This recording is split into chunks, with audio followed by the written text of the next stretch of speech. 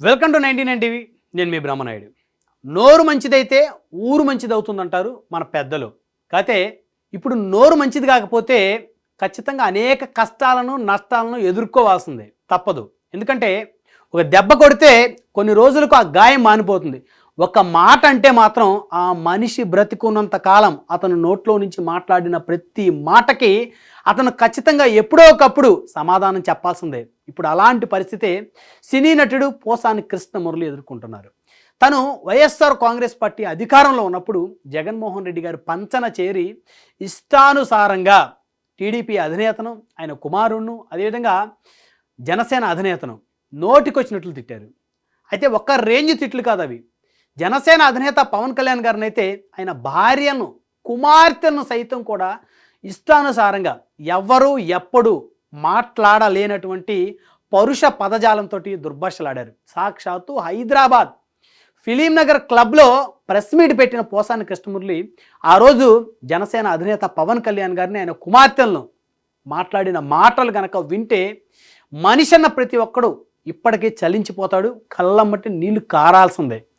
జనసేన అభిమానులకైతే వారికి రోమాలు నిగ్గబొడుచుకొని కోపం, ఆవేశం తన్నుకొస్తాయి. ఇప్పటికీ పోసాని కృష్ణమురళి గారు జనసేన అధినేత పవన్ కళ్యాణ్ గారి మీద మాట్లాడిన మాటలు వింటే. అయితే 2009లో ప్రజారాజ్యంతో పొలిటికల్ ఎంట్రీ ఇచ్చారు పోసాని కృష్ణమురళి. ఆ రోజు చిలకలూరుపేట నియోజకవర్గ ప్రజారాజ్యం ఎమ్మెల్యే సీట్ను పోసాని కృష్ణమురళి గారు కేటాయించారు చిరంజీవి గారు. సో చిరంజీవి గారి భిక్షతోటి రాజకీయ అరంగేట్రం చేశారు పోసాని కృష్ణమురళి గారు. అఫ్కోర్స్ ప్రజారాజ్యం ఫెయిల్ అయింది. ఆ తర్వాత కొన్నాళ్ళు ఆయన స్తబ్దుగా ఉన్నారు. ఆ తర్వాత మధ్యలో కొన్నాళ్ళు తెలుగుదేశం పార్టీకి అనుకూలంగా మాట్లాడిన పరిస్థితి ఉంది. ఆ తర్వాత మళ్ళీ జగన్మోహన్ రెడ్డి గారికి అనుకూలంగా మాట్లాడారు. జగన్మోహన్ రెడ్డి గారి పాదయాత్రలో మరి 2019 ఎన్నికలకు ముందు ఆయన చేసిన పాదయాత్రలో కలిశారు, ఆయనకు మద్దతు ఇచ్చారు.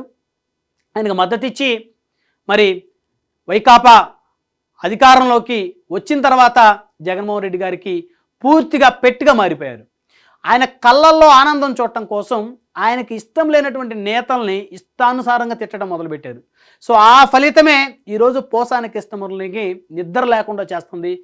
రోజుకో పోలీస్ స్టేషన్ తిరగాల్సినటువంటి దుస్థితి ఆయనకి ఏర్పడింది. అయితే రాష్ట్ర వ్యాప్తంగా 16 కేసులు ఉన్నాయి ఇప్పటికీ పోసాని కృష్ణమురళి గారి మీద.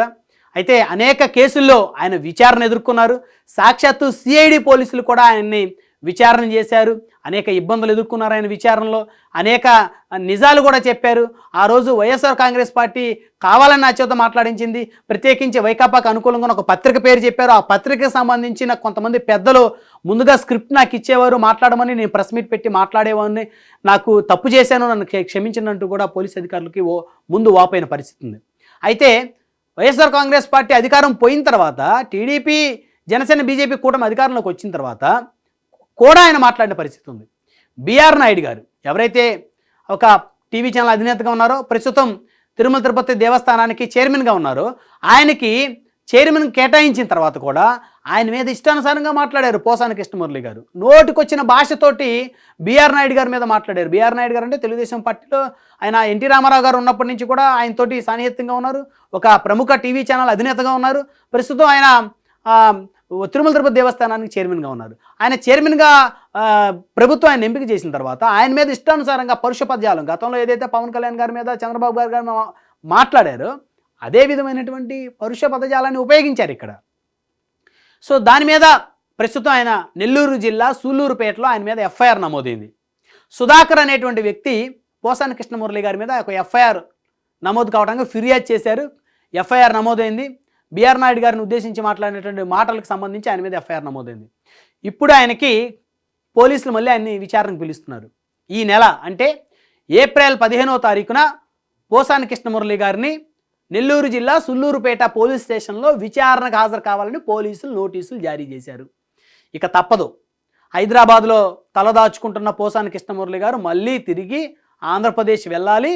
అక్కడ నెల్లూరు జిల్లాలోని సుళ్ళూరుపేట పోలీస్ స్టేషన్లో ఆయన అటెండ్ అవ్వాలి విచారణకి. ఆ విచారణ తర్వాత మళ్ళీ ఆయన అరెస్ట్ చేసేటువంటి అవకాశం కూడా ఉండేటువంటి పరిస్థితులు చాలా స్పష్టంగా కనపడుతున్నాయి. ఎందుకంటే గతంలో కూడా ఆయన విచారణకి పిలిచారు. విచారణకు పిలిచిన తర్వాత అరెస్ట్ చేశారు. రాష్ట్ర వ్యాప్తంగా ఆయన మీద ఉన్నటువంటి 16 కేసులకు సంబంధించి మరి ఆయన విచారణ ఎదుర్కొన్నారు. ఆయన హైకోర్టుకు వెళ్ళారు. హైకోర్టుకు వెళ్ళి ఈ 16 కేసుల్లో హైకోర్టుకు వెళ్ళి ఆయన బెయిల్ తెచ్చుకున్నారు. కానీ ఇప్పుడు మళ్ళీ ఆయన మీద కొత్తగా నమోదైన ఫిర్యాదు నెల్లూరు జిల్లాలో సూళ్ళూరుపేటలో సుధాకర్ అనే వ్యక్తి బీఆర్ నాయుడు గారు, టీటీడీ చైర్మన్ బీఆర్ నాయుడు గారి మీద ఆయన చేసిన వ్యాఖ్యలకు సంబంధించి ఫిర్యాదు చేశారు. పోలీసులు ఎఫ్ఐఆర్ నమోదు చేశారు. ఈ నెల 2025 ఏప్రిల్ 15వ తారీఖున నెల్లూరు జిల్లా పోలీస్ స్టేషన్లో ఆయన విచారణకు హాజరవ్వాలి. బహుశా అక్కడ ఆయన విచారించిన పోలీసులు ఆయన అదుపులోకి తీసుకునే అవకాశం కూడా ఉంది. ఆయన రిమాండ్కు పంపే అవకాశాలు కూడా చాలా స్పష్టంగా కనపడుతున్నాయి. సో దీనికి సంబంధించి నిన్న రాప్తాడు పర్యటనకు వెళ్ళినటువంటి మాజీ ముఖ్యమంత్రి వైకాపా అధినేత జగన్మోహన్ రెడ్డి గారు సైతం కూడా పోసాని కృష్ణమురళి గారిని ఉద్దేశించి కూడా మాట్లాడారు. ఆయన్ని హింసిస్తూ ఉంది ఈ ప్రభుత్వం అని చెప్పేసి. ఇదే పోసాని కృష్ణమురళి గారికి స్క్రిప్ట్ ఇచ్చి ఆ రోజు మాట్లాడించకుండా ఉన్నట్లయితే ఈరోజు ఆయన చాలా హ్యాపీగా, చాలా సేఫ్గా ఉండేవారు. మంచి రచయిత, నిర్మాతగా ఉన్నారు, కమెడియన్గా అనేక సినిమాలు యాక్ట్ చేశారు, సినిమా ఇండస్ట్రీలో మరి వెల్ నోన్ పర్సన్, రాజకీయాల్లో కూడా మరి ప్రజారాజ్యంలో ఎమ్మెల్యేగా పోటీ చేసి చిలకలూరుపేట నియోజకవర్గం నుంచి ఓడిపోయారు. తర్వాత జగన్మోహన్ రెడ్డి గారి ప్రభుత్వంలో ఫిల్మ్ డెవలప్మెంట్ కార్పొరేషన్ చైర్మన్గా పనిచేశారు. ఆయన లైఫ్ ఈరోజు చాలా హ్యాపీగా, ప్రశాంతంగా ఉండేది. అలాంటి పోసాని కృష్ణమురళి గారు ఈరోజు ఇలాంటి పరిస్థితులు ఎదుర్కోవడానికి ప్రధానమైనటువంటి కారణం ఆయన నోటి దురుసు. ఇందాక మనం చెప్పుకున్నాం, నోరు మంచిదైతే ఊరు మంచిది అవుతుందని. సో దానికి బెస్ట్ ఎగ్జాంపుల్ పోసాని కృష్ణమురళి గారు. సో ఖచ్చితంగా మళ్ళీ ఆయన విచారణ ఎదుర్కోవాల్సిందే, జైలుకి వెళ్లాల్సిందే. ఎన్ని కేసులు ఆయన స్టేలు తెచ్చుకున్నప్పటికీ కూడా ఖచ్చితంగా ఆయన జైలుకి వెళ్లాల్సిందే. ఆయనకి రాష్ట్ర వ్యాప్తంగా ఆయన మీద 16 కేసులు ఉన్నాయి. ఉదాహరణగా చెప్తే విజయవాడ భవానీపురం పోలీస్ స్టేషన్లో జనసేన పార్టీకి చెందినటువంటి సీనియర్ నేత బాడిత శంకర్ గారు ఆయన మీద ఎఫ్ఐఆర్ నమోదు చేయించారు. పవన్ కళ్యాణ్ గారిని ఇష్టానుసారంగా బూతులు తిట్టినటువంటి ఆ వీడియోలు ఏదైతే భద్రపరిచి పెన్ డ్రైవ్లో మరి ఆ వీడియోలు సేవ్ చేసి తీసుకెళ్లి భవానీపురం పోలీస్ స్టేషన్లో పోలీసులకు ఇచ్చి మరీ ఎఫ్ఐఆర్ నమోదు చేయించారు బాడిత శంకర్ గారు. సో ఇదంతా కనుక అబ్జర్వ్ చేస్తే పోసాని కృష్ణమురళి గారు 5 సంవత్సరాలు కేసులు ఎదుర్కోవాల్సిందే, విచారణ ఎదుర్కోవాల్సిందే.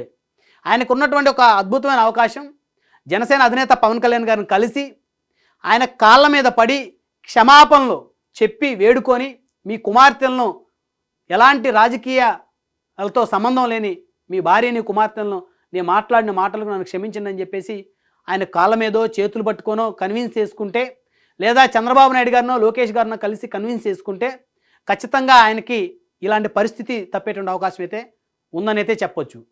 సో కాబట్టి రాజకీయాల్లో ఉన్న వ్యక్తులు ఎవరో కూడా చాలా జాగ్రత్తగా, హుందాగా వ్యవహరించాల్సిన అవసరం ఉంది. ఈరోజు తెలుగుదేశం, జనసేన, బీజేపీ కూటమి కూడా అందులో కొంతమంది నాయకులు అత్యుత్సాహం ప్రదర్శించి జగన్మోహన్ రెడ్డి గారిని కనుక పోసాని కృష్ణమురళి గారి లాగా తిట్టే కార్యక్రమం చేస్తే రేపు ఒకవేళ వైసీపీ అధికారంలోకి వస్తే వారు కూడా ఇలాంటి పరిస్థితి ఎదుర్కోవాల్సి వస్తుంది. సో కాబట్టి చూద్దాం పోసాని కృష్ణమురళి ఎపిసోడ్ ఏ మలుపు తిరుగుతుందో వేచి చూద్దాం.